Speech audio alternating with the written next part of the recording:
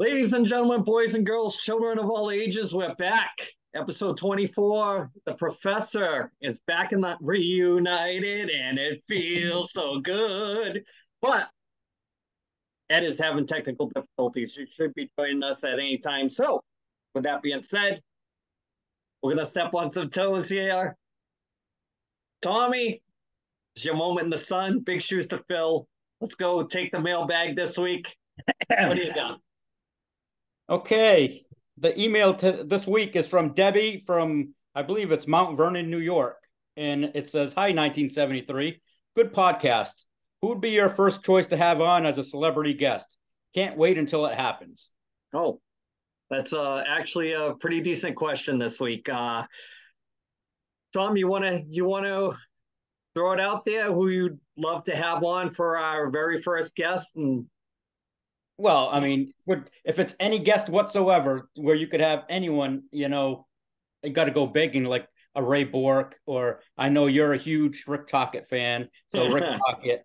But we're a small entity right now, so we got to go small. So we have a few guys in mind that see if it could happen. But we personally, I think we need to get our feet firmly entrenched in the ground and get the podcast kind of established a little bit. But you know what? The people, they want to see guests, they can help us out yeah, by just keep doing what you're doing and keep watching and get our views up and buy a t-shirt every once in a while and word of mouth helps a lot. So tell your friends, man, watch the show. I think if I had to narrow it down to maybe one person that I'd love to have on, and it's kind of elusive. He's around, but I haven't seen him on too many podcasts, and this will probably surprise you. Is Bobby Orr? I'd love to have Yep. Bobby Orr on the podcast. He seems like interviews I've seen with him, he seems very humble, real cool to talk to. I'd love to have him on as the first guest, and maybe have him on the podcast or a podcast. I've never seen him on a podcast at all, so it'd be great to have him as the first guest, and kind of throw some old school hockey at him or whatever, and maybe Ed will have some outlandish question for him and Yeah. or something like that. He's, But he is the white whale. I mean, if that could ever happen, I mean, geez. yeah, yeah. I mean, he's local in the summer times around here, so you never know. You never know. Yep. I'd love to, throw some Bruins propaganda at him, and kind of pick his brain before the time is up with him. I know he's up there and stuff like that, but it'd be great to get him on. So, um, speaking of Bruins, I'm going to kick this one to you, Tom. Talking some number 37 officially retires, and we need a take on that, and I want your honest thoughts on Patrice Bergeron retiring. First, let me just say that there is no truth to the rumor that the reason I wasn't here last week is I had gone and tried to talk him out of retirement. I didn't. That's not where I was. If But you were talking to him and you didn't get him on the podcast, I'd be mad at you. The guy he's an automatic Hall of Famer in my book. I mean, first year, if he doesn't get in, there's something wrong with the voting. I mean, what is he? One, two, three, 6-time Selke Award winner. He's won Stanley Cup. He won the Marc Messier Leadership Award. He's a member of the Triple Gold Club, Olympic gold medal, World Cup hockey championship, and a Stanley Cup. 3-time All-Star. I mean, there's guy was an unbelievable face-off guy. I mean, that's like an kind of unsung hero type of thing there. I mean, you don't hear enough about guys with the face-offs. I mean, those are pretty important, especially late in games in your own end. Yeah, And he was not one to like seek out the spotlight either, and that's what I like about him. Those are my type of guys. I mean, he was the captain of the team. He did what he had to do media wise, but he didn't seek out the attention. He would just rather just put his nose to the grindstone and do his job and do it. Help. He was the one that you hear a lot about stuff he did behind the scenes, and it's just you want your kids to grow up like him. I guess you'd say that. I mean, that sounds corny, but I mean, the guy is he's a quintessential nice guy, put it that yeah, way. yeah. the things that are starting to come out about him, about conversations he's had with players on other teams, like when they were going through some problems, like personal problems, not hockey problems, personal problems. The approach that he had, he seemed to really have a pulse on the humanity of what he was involved in, and he's a first ballot Hall of Famer. If he doesn't go in that first ballot, it's kind of a shame. I mean, I don't know who else will be on the ballot with him, but without a doubt, he's definitely a legend. I can I don't know if they're already confirmed that they're going to retire that number, but They have confirmed it, but they haven't given a date yet. And it's funny because the not conspiracy theorists are saying that they're going to do one on 3/7 on March 7th because it's number 37, and they are at home on that day. So I don't know if that's when they'll do it, but that would be pretty cool. Yeah, we'll have to stay tuned as that story kind of unfolds a little bit more. But speaking of stories, you were talking about something that happened with who was it, Tom? Media wise, was it football related question or? Oh, with Tua? Yeah. Oh, yeah. So with the whole, I guess it's the NIL thing in college where they can start paying these guys. There was a story that came out on Tua Tagliavoa's brother, and his first name skips me. I mean, it just escapes me right now. But he is a quarterback for the University of Maryland, and I guess there's a story that an SEC team, it didn't name the team, but they offered him more money than I think they said 7 quarterbacks that are in the NFL right now get paid as a pro.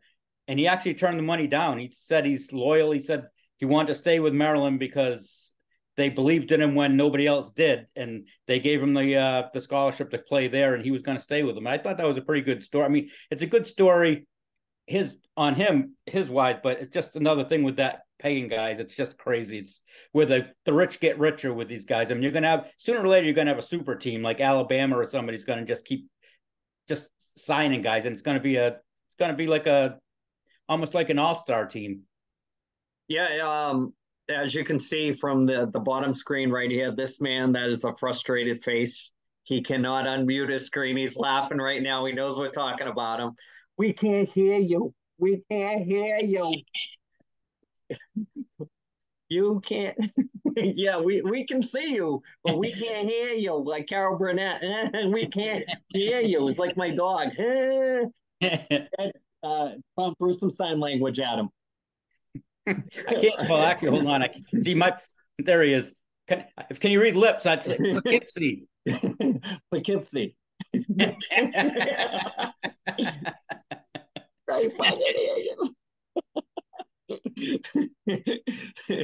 So with that being said, we're gonna kind of kick over to one of the things we lost out on last week is fantasy picks of the week. Tom, what do you got? Well, my fantasy picks this week, I'm going to go with my hitter of the week is going to be from the Houston Astros, Jordan Alvarez.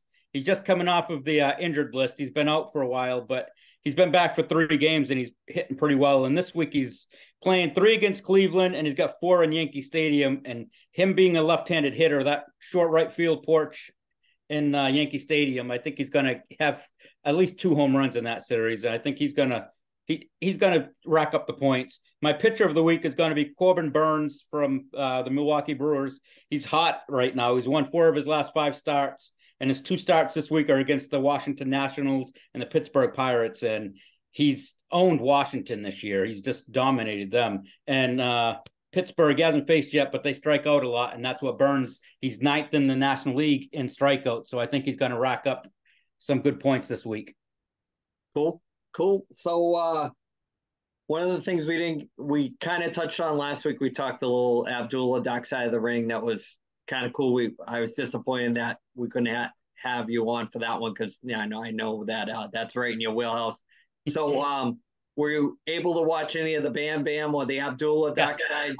I watched the Bam Bam. I didn't see the Abdullah, but the Bam Bam I thought was a really good one, and it's another sad story about guys in that era and with drugs and painkillers, and it's sad. But I thought it was really telling with the audio that they had of him talking about Vince McMahon, saying that Vince didn't care about the injured guys.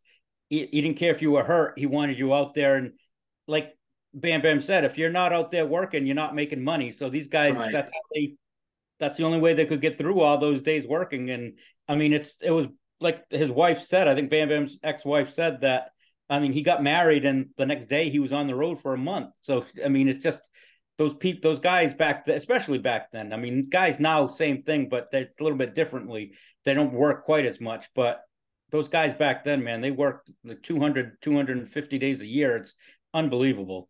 Yeah, I thought the talking heads they had on this one was really good. I mean, they had Taz. I thought it was great when they asked Taz about Bam Bam, and he was talking about how they gimmicked the ring to fall through, Yes. and it was almost hot. It was breath. It was, how can I put this? It was so refreshing to hear the way he almost had a hard time with his kayfabe to actually tell the story, and I like that. I really Yes. do. I miss that. I mean, I think it's too open door now with what's going on and surprises and things like that. We were together yesterday, and I was talking about how the surprise element is not there anymore with the wrestling. How everybody wants to Yep. be so smart that they almost like you make yourself seem stupid because you don't let anything kind of percolate. Or that's why it must bother a lot of people with that bloodline storyline how it's taken so long. But for me, it's like just let it go. Let it go. Just enjoy it. Dive deep into it. Enjoy the ride. It's like you don't worry about when the roller coaster's over. You're just worried about that fresh drop and while you're on it and Yep. how fun it is. So it's that kind of ride. But back to the Bam Bam thing.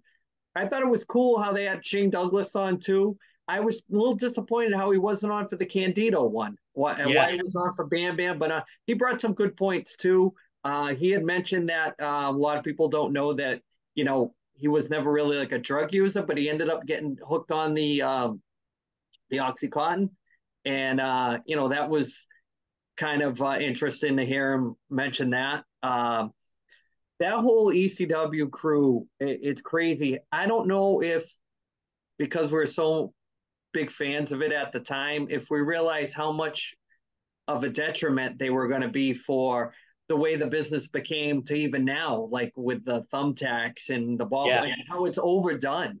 It's like, it, I Yeah. don't, It doesn't mean as much anymore. right. Yeah.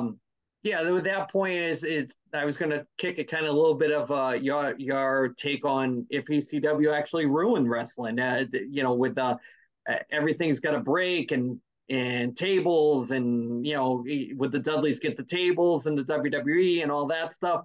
I don't know if you feel the same way looking back on it, reflecting. Yeah, it is bad. I mean, they kind of did it. It's a sad thing because you're back then you're like in the moment and you like it, but you see it now and it's just first you see the guys now they're all broken down and I mean they're a mess.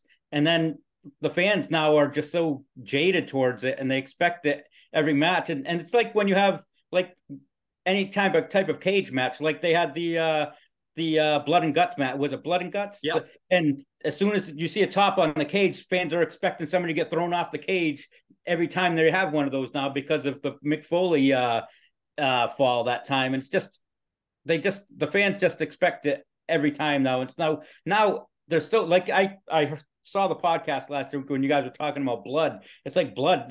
I mean, there's doesn't mean anything anymore. You have blood every match now. I mean, not every match, but every week on TV, you have at least one match that there's blood. I mean, it just takes away from it meaning. I mean, when I was a kid, I used to love when you'd see somebody on WWE, WWF at that time start bleeding and they put the box over it so you can't see it because of the blood. I mean, it would hype you up. Even when you couldn't see it, it would still hype you up.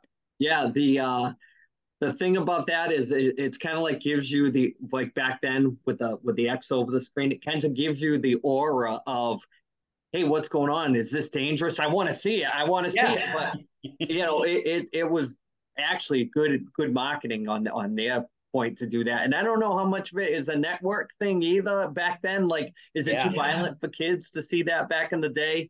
But so that's a great gimmick Ed's got right there. But yeah, the thing with the whole deal with that is I always thought that it's overused for like if you're not building a story like the blood and the guts thing, it was like the War Games take, but okay, so why are you having the guys have entrances in that style of match? The War Games was one guy, one cage door on one side, one cage door on the other. Every 5 minutes, the guys are fighting to get in. Like the psychology of it was, let me in, let me in, let me in, help my buddy, or let's even up the odds.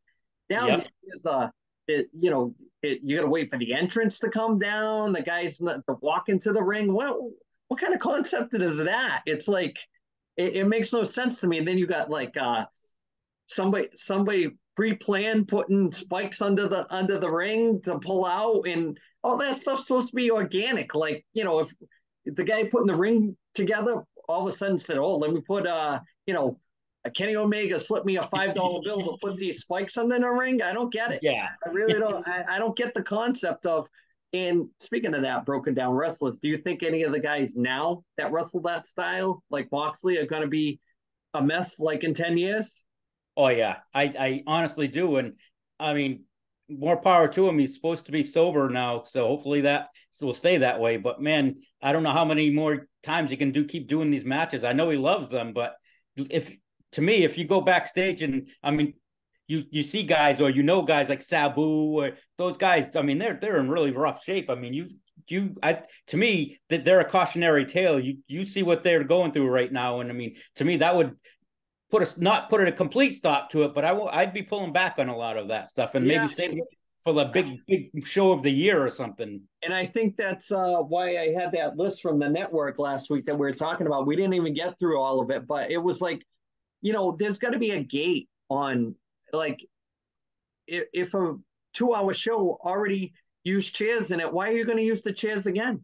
Yeah. You know what I mean? It's like you don't have two guys back in the day use the iron claw in the same show, or use the pile driver as a finish, that's another thing kicking out of all these finishes that Yep. it's like it doesn't tell a story at all. The knock on Ric Flair from people is like, oh, you've seen one match, you've seen them all. Well, Ric Flair's matches are completely different compared to a Young Bucks match. You've seen one match, you've seen them all. It's like they do the same. Even Hangman, he's going to do that backflip into the buckshot lariat. Yeah. I don't know. It's a whole nother realm of deep dive. It's unfortunate that Ed is on and off this week on this thing, but whatever. I blame it on the booze from yesterday. He's still inebriated. Blame it on alcohol. That's a good pull right there, Thomas. So so we'll kind of wind down a little bit. Is there any shout outs this week and before we do the CD, or do you want to do the CD of the week? CD of the week. Go ahead. Yeah. CD of the week. CD of the week's so good that I've saved it for 2 weeks. Yes. I'm going with Megadeth's Countdown to Extinction. Easy for me to say. Yeah. Released in 1992, and it's their best-selling album. I believe to this day, and it's got 11 songs. All four members. I thought it was pretty interesting that all four members wrote songs on the album. So I mean, it was definitely a team collaboration. But top songs for me are Symphony of Destruction, Countdown to Extinction, Skin of My Teeth is really, to me, is one of the songs that you don't really hear enough. And Sweat and Bullets, those are my four favorite songs from them. Any album. Yeah, I'm going to have to agree with you on that. I like pretty much the same songs you do, so I don't really have too much to bounce off of that. But funny thing about that album, too, is it came out around the same time as the Black Album, and I think it would have been bigger if the Black Album wasn't so big. Yes. So it kind of was overshadowed by that Black Album. And that was right. I think that was probably in the midst of the boom in CD buying right around that time. Like, not so much after that started getting a little bit more, people were still buying them brand new after that. The used thing kind of came out after that, but that's probably their biggest album, like you said, because of the time frame and everything. And, that once Metallica went mainstream, they were looking for other bands at that time that were, very heavy to go mainstream. So, it was definitely, what was the year on that album, Tom? Do you remember? 1992. Yep. Sounds about right. So, I know this was kind of a tough episode as far as getting everybody on, but next week it's 25th episode, so we gotta try to get an all-star cast for that week. I gotta plan all week to get these turkeys all on the same page with their time frame. Ed's saving his voice for next week. I know what it is. Yeah. Oh yeah.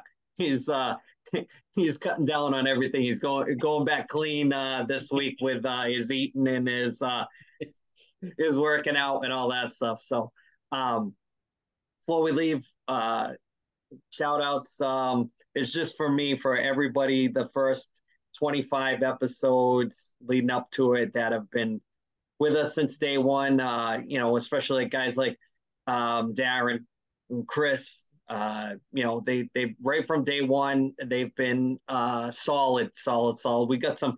I've been posting some best of clips. That's been doing really well. We're going to be, trying a lot of different things over probably the next 25 episodes as things move along, and we'll probably hit the year mark around that time. Give or take, and we'll have some surprises probably right up to after Christmas, right into hockey season, around the All-Star time. So, if it all comes to fruition, it'll be good. It'll be really good. And I'd like to also give a shout out to Phil for helping us out with the intro. I thought it was really cool. That intro is really good. Yeah. Nothing but positive feedback. Keep the emails coming. That's great. I love going through the emails. And if I don't troll it the first week and see it, keep sending them in. If you've already sent one, send another one. It's just try to base the questions on what we're talking about every week and stuff that's going on. Just try to keep the flow of the podcast. So, Tom, any shout outs before we take off this week? Actually, I want to shout out to you, man. You've been doing a lot of the behind the scenes stuff for us with the doing all the best ofs and getting the shows online. So I don't know, people don't realize how much work you're putting in. It's fun actually.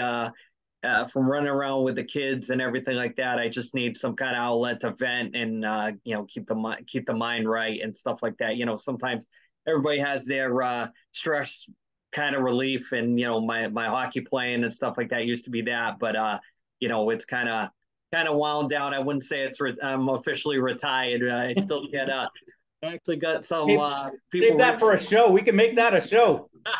So we'll put the jersey in the rafters and everything. Yes. But I'm not officially done. I'm like Ric Flair. I still got one more run in me somewhere. But financially and physically I feel good, but financially I'm beat up. But it's just it's fun. It's fun getting new people on, different perspective, having some fun with it. I think when I see other podcasts, I'm like, I can do better than that. I think we do better than some of these podcasts that I see. Our production's kind of sketchy, but I'm trying to work within that free window. Yes.